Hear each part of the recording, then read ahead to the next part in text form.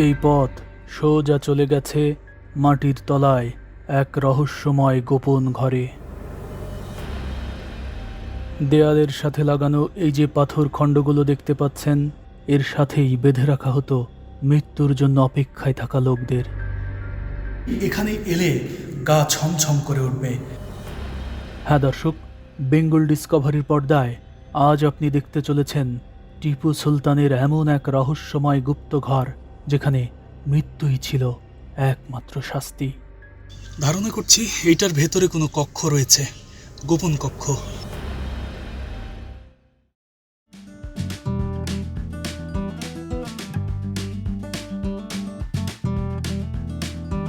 টিপু সুলতানের গ্রাম ভারতের মহীশূরের চিরঙ্গপাটনা থেকে আবারও শুভেচ্ছা জানাচ্ছি আমি জুবায়ের আল মাহমুদ।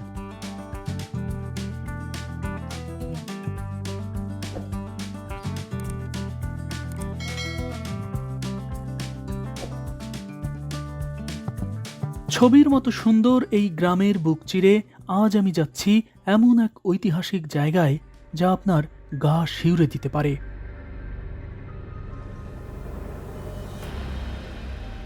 হ্যাঁ দর্শক, বলছি টিপু সুলতানের ভয়ঙ্কর এক অন্ধকূপের কথা। আগের পর্বে কাবেরী নদীর উপর তৈরি করা যে ব্রিজ দেখিয়েছিলাম, সেই ব্রিজের পাশেই একেবারে নদীর ধারেই অবস্থান সেই মৃত্যুপুরীর। জায়গাটি খুব বেশি দূরে নয়, টিপু সুলতানের প্রাসাদ থেকে মাত্র ৩০০ মিটার। তবে সেখানে যাওয়ার আগে আমি আপনাদের দেখাতে চাই টিপু সুলতানের অস্ত্রাগার। দর্শক, ওই যে সামনে যে সাদা ইমারতটি দেখতে পাচ্ছেন, ওটাই টিপু সুলতানের অস্ত্রাগার। আগের পর্বে এখানকার এই দুর্গে যে দিল্লি গেট দেখিয়েছিলাম, সেই দিল্লি গেটের ঠিক বিপরীত পাশেই এই অস্ত্রাগারটির অবস্থান। তবে আমি নিউজে দেখেছিলাম যে এখানে একটি রেল স্টেশন হচ্ছে এবং এ কারণে টিপু সুলতানের একটি অস্ত্রাগার স্থানান্তরিত করা হচ্ছে। তাই কিছুতেই বুঝতে পারছিলাম না যে এটি সেই স্থানান্তরিত অস্ত্রাগার নাকি এটি অন্য একটি। তবে দূর থেকে দেখলে আপনার মনেই হবে না যে এটি কোনো অস্ত্রাগার, কারণ এটি দেখতে একেবারে অন্য রকম। এর ওপরের কালার দেখলেও আপনার মনে হবে যে এটি নতুন কোনো ইমারত। তবে এর কাঠামো দেখলে আপনার অবশ্যই আপনার মনের মধ্যে জানার কৌতূহল জাগবে যে এটি আসলে কি, এরকম অদ্ভুত ডিজাইনের ইমারত কি হতে পারে। এটি কি কোনো প্রাসাদ, এটি কি কোনো কবর, নাকি অন্য কিছু? এখানে একটি সাইনবোর্ড টাঙিয়ে রাখা হয়েছে। এই সাইনবোর্ডের দ্বিতীয় লাইনেই লেখা রয়েছে যে এই ধরনের অস্ত্রাগার এখানে মোট 12টি ছিল এবং ওই 12টির মধ্যে এটি একটি। তবে আমি এই অস্ত্রাগারটির একেবারে সামনে গেলেও তালাবদ্ধ থাকায় ভেতরে প্রবেশ করতে পারিনি। সেখানে কোনো সিকিউরিটি গার্ড বা ট্যুরিস্টকে হেল্প করবে এমন কাউকেও খুঁজে পাইনি, তাই আমার পক্ষে বন্ধ দুয়ারও খোলা সম্ভব হয়নি।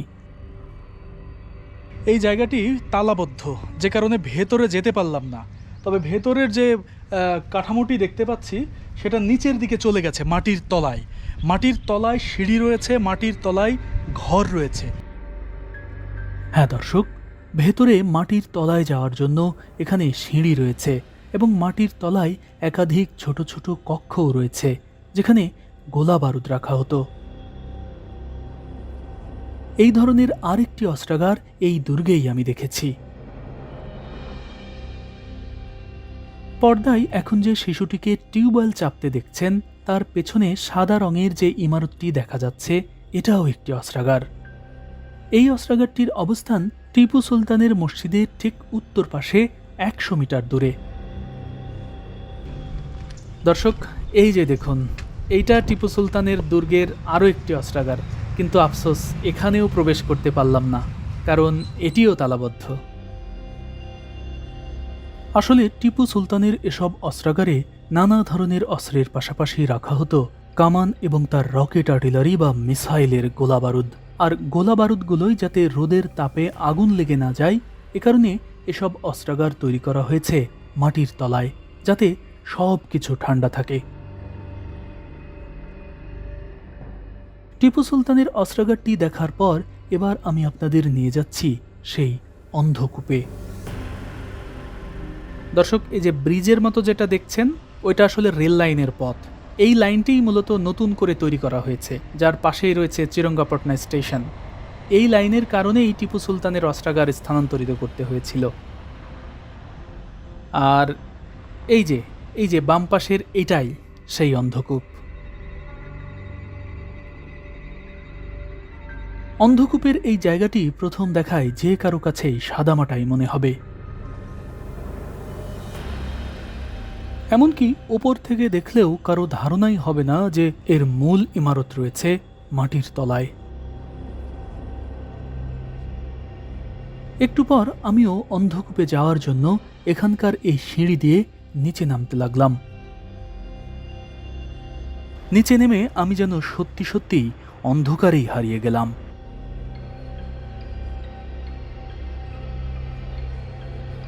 এখানে যে পাথর খণ্ডগুলো যেগুলো দেখতে পাচ্ছেন, এগুলোর সঙ্গে দুই হাত, এই একটা হাত, এই একটা হাত, এক একজনকে এভাবে বেঁধে রাখা হতো। এবং এই কতজনকে বেঁধে রাখা হতো আপনারা ধারণা করতে পারছেন নিশ্চয়ই। এখানে পুরো জায়গা জুড়েই এরকম পাথর খণ্ড বের করে রাখা হয়েছে দেয়ালের মধ্য থেকে। এই যে দেখতে পাচ্ছেন, এইগুলোর সঙ্গে আসামিদের হাত বেঁধে রাখা হতো। এটার সঙ্গে হাত বেঁধে রেখে নির্যাতন যেমনি চালানো হতো, তেমনি এখানে পানিতে চুবিয়ে মেরে ফেলা হতো। তবে এখানে বন্দীদের ঠিক কিভাবে পানিতে ডুবিয়ে দেওয়া হতো, সেই জল আসতো কিভাবে, কোন পথ দিয়ে, সবই দেখাবো আপনাদের। তার আগে এই অন্ধকূপ সম্পর্কে প্রয়োজনীয় কিছু তথ্য তুলে ধরতে চাই। মূলত 1780 সালে ইস্ট ইন্ডিয়া কোম্পানির বিরুদ্ধে পলিলুর যুদ্ধে জয়লাভের পর টিপু সুলতান এটি তৈরি করেন। সর্বপ্রথম এখানে বন্দী করা হয় পলিলুর যুদ্ধে ইংরেজদের পক্ষে নেতৃত্ব দেওয়া কর্নেল বেইলি এবং তার কিছু সৈন্যকে। এরপর 1780 থেকে 1784 সাল পর্যন্ত ইংরেজদের বিরুদ্ধে চলা দ্বিতীয় ইন্দো মহীশূর যুদ্ধেও ইংরেজ সেনাদের অ্যারেস্টের পর এখানেই বন্দী করা হয়। আসলে টিপু সুলতান এটি তৈরি করেছিলেন ইংরেজদের জন্য। শুরুতে বন্দীদের এই পাথরগুলোর সাথে দু হাত বেঁধে ঘাড়ের উপর তুলে দেওয়া হতো ট্রেনের স্লিপারের মতো পাথর। এরপর তাদের কাছ থেকে নানা ধরনের গোপন তথ্য জানার চেষ্টা করা হতো। আর বন্দীরা মুখ খুলতে না চাইলে এখানে ছেড়ে দেওয়া হতো জল। এক পর্যায়ে এখানকার জল বাড়তে বাড়তে প্রথমে গলা অবধি, এরপর নাক পর্যন্ত তুলে দেওয়া হতো। এরপরও যদি কেউ মুখ না খুলত, তাহলে তাদেরকে আর একটু পানি বাড়িয়ে দিয়ে চুবিয়ে মারা হতো। কিভাবে পানিতে চুবানো হতো কিংবা পানি কোথা থেকে আসতো, সেটিও আপনাদের আমি দেখাচ্ছি। এই যে দেখতে পাচ্ছেন,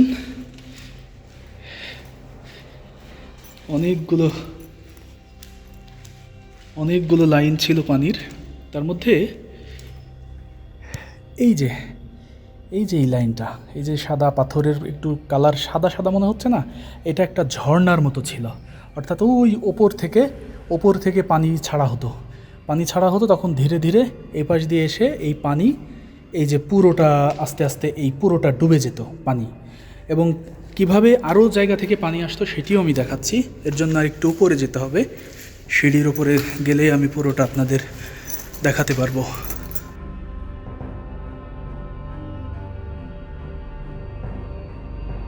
এই যে দেখুন, এটা হচ্ছে অন্ধকূপ। অর্থাৎ এখানে আসামিদের বেঁধে রাখা হতো। আর পানি যখন ছেড়ে দেওয়া হতো, তখন ওই যে খেয়াল করছেন, এই যে এখানে একটা ছিদ্র, তারপরে ওই যে ওখানে একটা ছিদ্র, ওখানে এরকম দেখেন ছোট ছোট অনেকগুলো ছিদ্র রয়েছে। এই ছিদ্রগুলো দিয়ে পানি চলে আসতো। দেখেন একটু লালচে দাগ রয়েছে সেখানে, অর্থাৎ পানির চিহ্ন, জলের চিহ্ন আজও রয়েছে। এবং চারিধার দিয়েই এরকমভাবে পানি ছেড়ে দেওয়া হতো। এবং এক সময় এই পুরো জায়গাটি পানিতে ভরে যেত। তখন মানুষ একেবারে মারা যেত, পানিতে ডুবে মারা যেত। আর এই যে সিঁড়িগুলো দেখতে পাচ্ছেন, এগুলো দিয়ে প্রহরীরা উপরে উঠে যেত, কিংবা কেউ পালানোর চেষ্টা করছে কিনা, কারো বাঁধন ছুটে গেছে কিনা, সেই বিষয়গুলো এই জায়গা থেকে প্রহরীরা নিশ্চিত করতো। আর পানি যখন বেশি হয়ে যেত, তখন এই সিঁড়ি দিয়ে উপরে উঠে যেত তারা। পলিলুর যুদ্ধে ইংরেজদের পক্ষে নেতৃত্ব দেওয়া কর্নেল বেইলির মৃত্যু এই অন্ধকূপেই হয়েছে। 1782 সালের 13ই নভেম্বর মারা যায় কর্নেল বেইলি। তার মৃত্যুর পর ইংরেজদের এই অন্ধকূপের ভয়াবহতা স্মরণ করিয়ে দিতে টিপু সুলতান এই কূপের নাম রাখেন কর্নেল বেইলি অন্ধকূপ।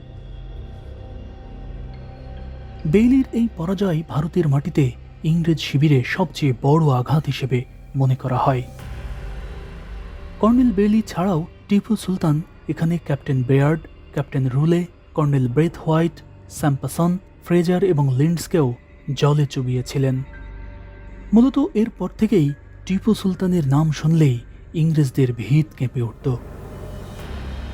পরবর্তীতে ইংরেজরা আর কখনোই টিপু সুলতানের বিরুদ্ধে একা লড়ার সাহস করেনি।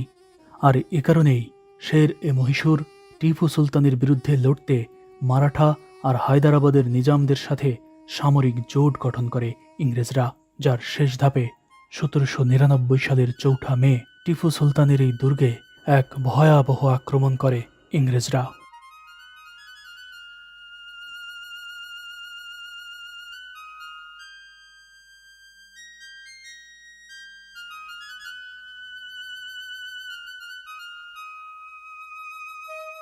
সেদিনের সেই যুদ্ধে ইংরেজদের ছোড়া কামানের একটি গোলা এই অন্ধকূপের ছাদের উপর এসে পড়েছিল, যার চিহ্ন আজও রয়েছে এখানে। আমার মাথার উপর আকারে বেশ বড় সড়ো যে ছিদ্রটি দেখতে পাচ্ছেন, এটাই সেই গোলার আঘাতের চিহ্ন। এছাড়া এখানে একটি কামান রেখে দেওয়া হয়েছে। অবশ্য যে কামানের গোলা এখানে এসে পড়েছিল, এটা সেই কামান কিনা তা আমি জানি না। টিপু সুলতান যেদিন এই পৃথিবী ছেড়ে চলে যান, সেদিন যেন চোখের পলকেই এখানকার সব কিছু নিমিষেই শেষ হয়ে যায়। নিজের মন্ত্রী মীর সাদিকের বিশ্বাসঘাতকতার কারণে টিপু সুলতান কামান আর মিসাইলের মতো ভারী অস্ত্রের মালিক হওয়ার পরও সেদিন ইংরেজদের বিরুদ্ধে প্রতিরোধ তৈরি করতে ব্যর্থ হন। এরপরও মহীশূরের মাটিতে দখলদার ইংরেজদের থাবা যেন কোনোভাবেই না পড়ে, এজন্য জীবনের শেষ নিঃশ্বাস পর্যন্ত লড়েছেন শের-ই-মহীশূর টিপু সুলতান।